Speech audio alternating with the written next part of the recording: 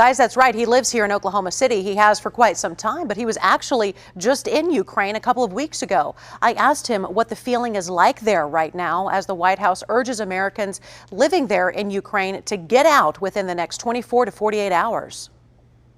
We continue to see very troubling signs of Russian escalation, including new forces arriving at the Ukrainian border. With more than 100,000 Russian troops near the Ukraine border, military analysts warn Moscow has now built up enough equipment and vehicles for a major attack. Is it unsafe to be in Ukraine right now? As of today, I don't know.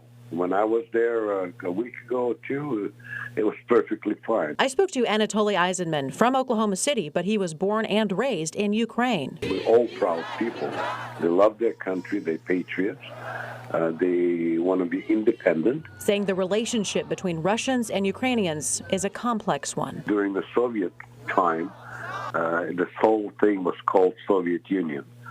So people traveled freely from one country to another. Tremendous amount of families in Ukraine that have family members that live in Russia and the other way around. Meanwhile, Russia continues to deny they have plans to invade, but the White House is urging the up to 15,000 Americans living in Ukraine to leave within the next day or two. It is the time to leave now. The president will not be putting the lives of our men and women in uniform at risk by sending them into a war zone to rescue people who could have left now but chose not to. President Biden holding a call with NATO allies today as the U.S. sends additional fighter jets and naval destroyers in a show of support for Eastern European NATO countries. If a Russian attack on Ukraine proceeds, it is likely to begin with aerial bombing and missile attacks that could obviously kill civilians without regard to their nationality.